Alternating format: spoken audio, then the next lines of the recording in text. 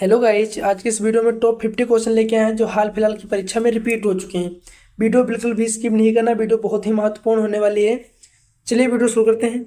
आपका पहला प्रश्न है, द्वितीय पंचवर्षीय योजना का कार्यकाल कितना था? द्वितीय पंचवर्षीय योजना का कार्यकाल क्या था? तो इसका आपका राइट आंसर होगा 1956 से 1961 तक, यानी कि ऑप्शन नंबर बी आपका बिल्कुल सही जवाब हो जाएगा, 1956 से 1961 तक। चलिए अगला क्वेश्चन देखते हैं। वो भारत में वित्तीय वर्ष कब होता है? वो भारत में वित्तीय वर्ष कब होता है? तो इसका आपका राइट आंसर हो जाएगा 1 अप्रैल से 31 मार्च तक, यानी कि ऑप्शन नंबर सी आपका बिल्कुल सही जवाब हो जाएगा, 1 अप्रैल से 31 मार्च तक। चलिए अगला क्वेश्चन देखते हैं। अमूल का संबंध निम्नलिखित में से किससे है? अमूल का संबंध निम्नलिखित में से किससे है? तो इसका आपका राइट आंसर हो जाएगा दूध उत्पादन से, यानी कि ऑप्शन नंबर बी आपका बिल्कुल सही जवाब हो जाएगा, दूध उत्पादन से। चलिए अगला क्वेश्चन देखते हैं। किस दशक से भारतीय अर्थव्यवस्था में राज्य की भूमिका सीमित कर दिया गया? किस दशक में भारतीय अर्थव्यवस्था में राज्य की भूमिका को सीमित कर दिया गया? तो इसका आपका राइट आंसर हो जाएगा 1990 वाली दशक के, 1990 वाली, यानी कि ऑप्शन नंबर डी आपका बिल्कुल सही जवाब हो जाएगा। चलिए अगला क्वेश्चन देखते हैं। निम्नलिखित में से कौन सा संवैधानिक संस्था नहीं है? निम्नलिखित में से कौन सा एक संवैधानिक संस्था नहीं है? तो इसका आपका राइट आंसर हो जाएगा नीति आयोग, यानी कि ऑप्शन नंबर ए आपका बिल्कुल सही जवाब हो जाएगा, नीति आयोग। चलिए अगला क्वेश्चन देखते हैं। भारत में पंचवर्षीय योजना की शुरुआत कब हुई? भारत में पंचवर्षीय योजना की शुरुआत कब हुई? तो इसका आपका राइट आंसर हो जाएगा 1951 में, यानी कि ऑप्शन नंबर सी आपका बिल्कुल सही जवाब हो जाएगा, 1951 में। चलिए अगला क्वेश्चन देखते हैं। भारत में प्रथम पंचवर्षीय योजना कार्यकाल कब से कब तक रहा? भारत में प्रथम पंचवर्षीय योजना का कार्यकाल कब से कब तक रहा? तो इसका आपका राइट आंसर हो जाएगा 1951 से 56 तक, यानी कि ऑप्शन नंबर बी आपका बिल्कुल सही जवाब हो जाएगा, 1951 से 1956 तक। चलिए अगला क्वेश्चन देखते हैं। भारत में प्रथम पंचवर्षीय योजना में कुल कितने रुपए की व्यय की व्यवस्था की गई थी? प्रथम पंचवर्षीय योजना में कुल कितने रुपए व्यय की व्यवस्था की गई थी?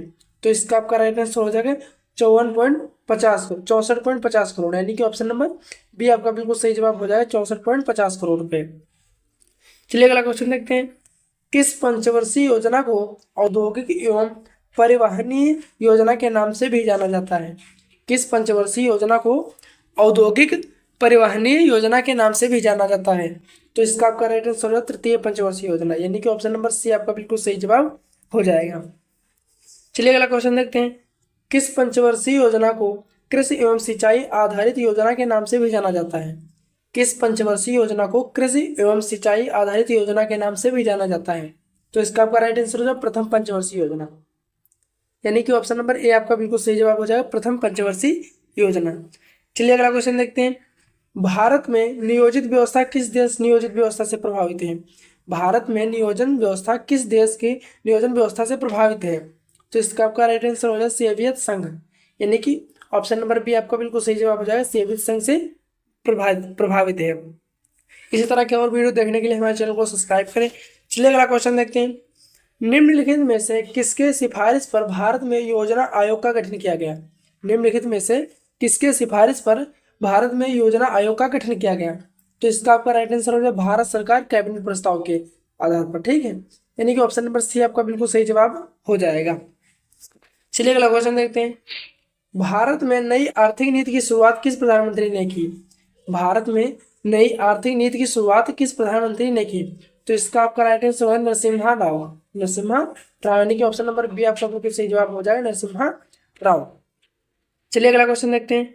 राष्ट्रीय विकास परिषद का अध्यक्ष कौन है? राष्ट्रीय विकास परिषद का अध्यक्ष कौन है? तो इसका आपका राइट आंसर हो जाएगा प्रधानमंत्री, यानी कि ऑप्शन नंबर सी आपका बिल्कुल सही जवाब हो जाएगा, प्रधानमंत्री है। चलिए अगला क्वेश्चन देखते हैं। राष्ट्रीय विकास परिषद का गठन कब हुआ? राष्ट्रीय विकास परिषद का गठन कब हुआ? तो इसका आपका राइट आंसर हो जाएगा 1952, यानी कि ऑप्शन नंबर बी आपका बिल्कुल सही जवाब हो जाएगा, 1952 ईस्वी में। चलिए अगला क्वेश्चन देखते हैं। राष्ट्रीय विकास परिषद के सदस्य कौन होते हैं? राष्ट्रीय विकास परिषद के सदस्य कौन होते हैं? तो इसका आपका राइट आंसर हो जाएगा ऑप्शन नंबर डी, यानी कि सभी होते हैं। सभी राज्यों के मुख्यमंत्री, योजना आयोग के सदस्य और मंत्रिमंडल के मंत्री, यानी कि ऑप्शन नंबर डी आपका बिल्कुल सही जवाब हो जाएगा, ये सभी होते हैं। चलिए अगला क्वेश्चन देखते हैं। 1938 में राष्ट्रीय आयोजन समिति की स्थापना किसकी अध्यक्षता में की गई? 1938 में राष्ट्रीय आयोजन समिति की स्थापना किसकी अध्यक्षता में की गई थी? तो इसका आपका राइट आंसर हो जाएगा पंडित जवाहरलाल नेहरू की अध्यक्षता में, यानी कि ऑप्शन नंबर बी आपका बिल्कुल सही जवाब हो जाएगा, पंडित जवाहरलाल नेहरू। चलिए अगला क्वेश्चन देखते हैं।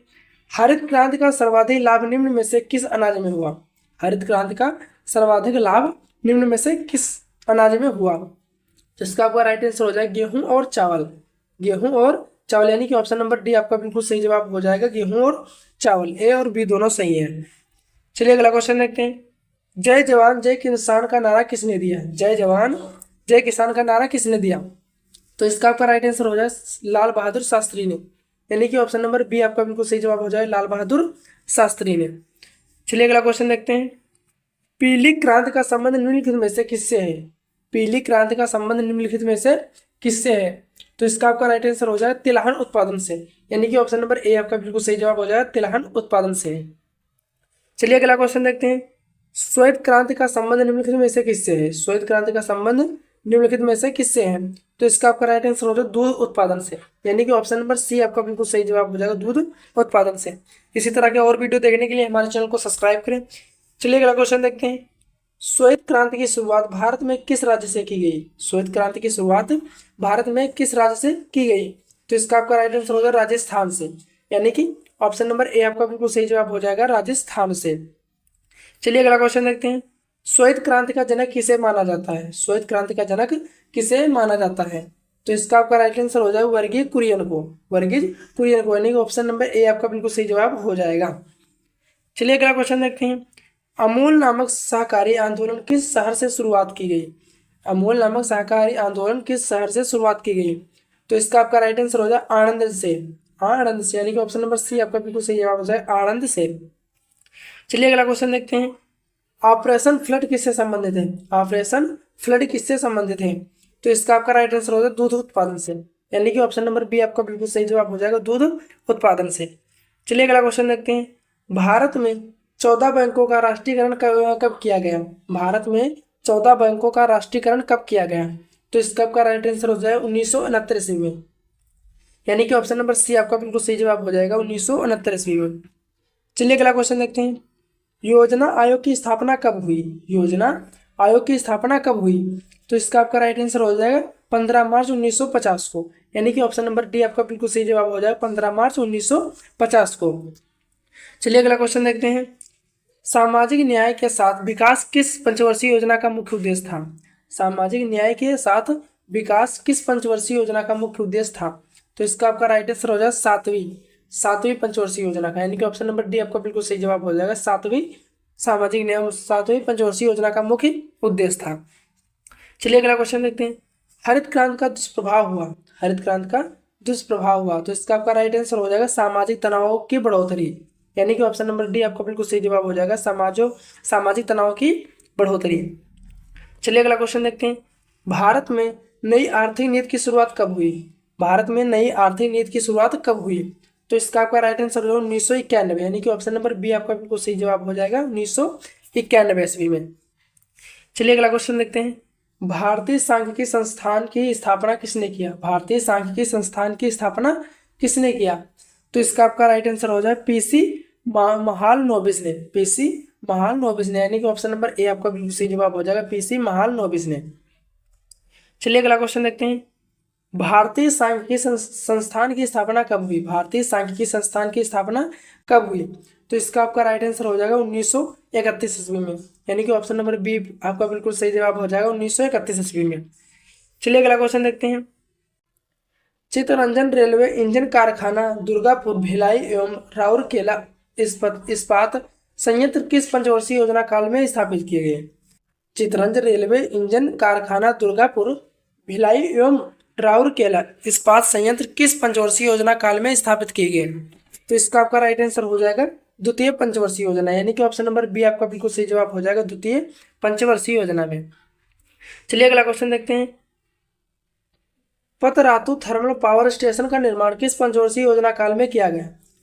पतरातु थर्मल पावर स्टेशन का निर्माण किस पंचवर्षीय योजना में किया गया?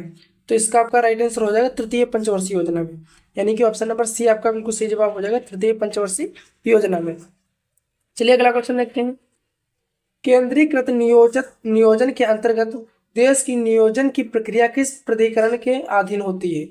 केंद्रीकृत नियोजन के अंतर्गत देश की नियोजन की प्रक्रिया किस प्राधिकरण के अधीन होता है? तो इसका आपका राइट आंसर हो जाएगा केंद्रीय नियोजन प्राधिकरण। केंद्रीय नियोजन प्राधिकरण यानी कि ऑप्शन नंबर सी आपका बिल्कुल सही जवाब हो जाएगा। चलिए अगला क्वेश्चन देखते हैं। विकास का समाजवादी मॉडल में उत्पादन एवं वितरण किसके नियंत्रण में होता है? विकास का समाजवादी मॉडल में उत्पादन एवं वितरण किसके नियंत्रण में होता है? तो इसका आपका राइट आंसर हो जाएगा ऑप्शन नंबर डी यानी कि राज्य के और समाज के दोनों में, यानी कि ऑप्शन नंबर डी आपका बिल्कुल सही जवाब हो जाएगा, राज्य और समाज दोनों के। चलिए अगला क्वेश्चन देखते हैं। भारत में किस प्रकार की अर्थव्यवस्था को अपनाया गया? भारत में किस प्रकार की अर्थव्यवस्था को अपनाया गया? तो इसका आपका राइट आंसर हो जाएगा मिश्रित अर्थव्यवस्था को, यानी कि ऑप्शन नंबर सी आपका बिल्कुल सही जवाब हो जाएगा, मिश्रित अर्थव्यवस्था को। चलिए अगला क्वेश्चन देखते हैं। भारत में कितने प्रतिशत लोगों की निर्भरता कृषि पर है? भारत में कितने प्रतिशत लोगों की निर्भरता कृषि पर है? तो इसका आपका राइट आंसर हो जाएगा 50%, यानी कि 50%, यानी कि ऑप्शन नंबर बी आपका बिल्कुल सही जवाब हो जाएगा 50%। चलिए अगला क्वेश्चन देखते हैं।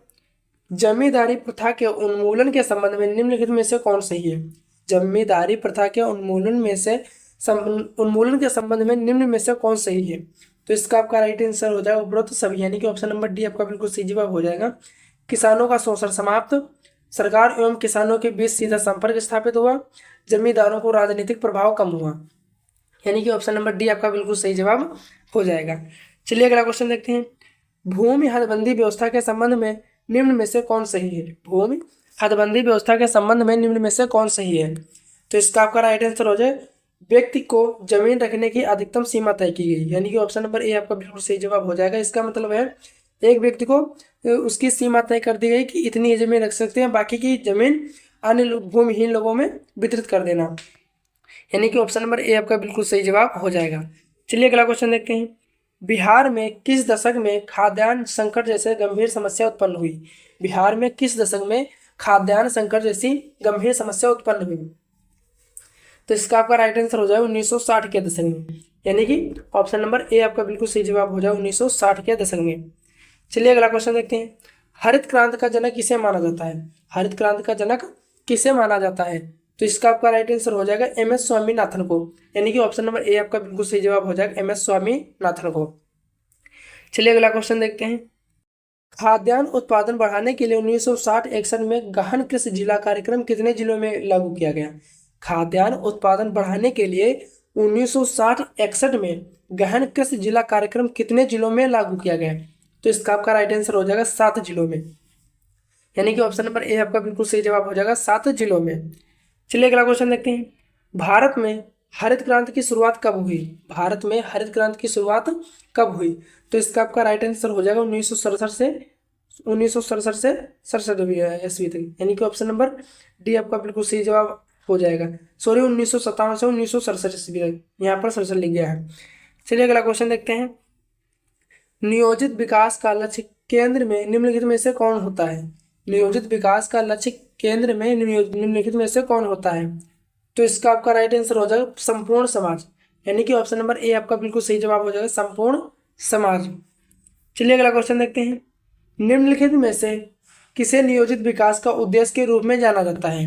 निम्नलिखित में से किसे नियोजित विकास के उद्देश्य के रूप में जाना जाता है? तो इसका आपका राइट आंसर हो जाएगा देश की सुरक्षा को बढ़ावा देना, और नहीं सॉरी इसमें आर्थिक विकास हो जाएगा। ऑप्शन नंबर डी आपका बिल्कुल सही जवाब हो जाएगा आर्थिक विकास को। चलिए अगला क्वेश्चन देखते हैं। नियोजित विकास का अर्थ है, नियोजित विकास का अर्थ है, तो इसका आपका राइट आंसर हो जाएगा उपलब्ध संसाधनों को बेहतर मानव जीवन के लिए उपयोग करना। उपलब्ध संसाधनों को बेहतर मानव जीवन के लिए उपयोग करना। चलिए अगला क्वेश्चन देखते हैं। पास्को प्लांट भारत में किस राज्य में स्थापित करने की व्यवस्था की गई थी? पास्को प्लांट भारत में किस राज्य में स्थापित करने की व्यवस्था की गई थी? तो इसका आपका राइट आंसर है उड़ीसा, यानी कि ऑप्शन नंबर सी आपका बिल्कुल सही जवाब हो जाएगा उड़ीसा में। चलिए अगला क्वेश्चन देखते हैं। विकास की अवधारणा के संबंध में सही कथन का चयन करें। विकास की अवधारणा के संबंध में सही कथन का चयन करें। तो इसका आपका राइट आंसर हो जाएगा उपरोक्त सभी, यानी कि ऑप्शन नंबर डी आपका बिल्कुल सही जवाब हो जाएगा। आर्थिक समृद्धि आती है, सामाजिक संरचना एवं नागरिकों की दशा में परिवर्तन आता है और असमानता में कमी आती है। यानी कि ऑप्शन नंबर डी आपका बिल्कुल सही जवाब हो जाएगा। अगर ये वीडियो पसंद आई हो तो प्लीज़ चैनल को लाइक शेयर एंड सब्सक्राइब करें। मिलते हैं अगले वीडियो में, तब तक के लिए जय हिंद।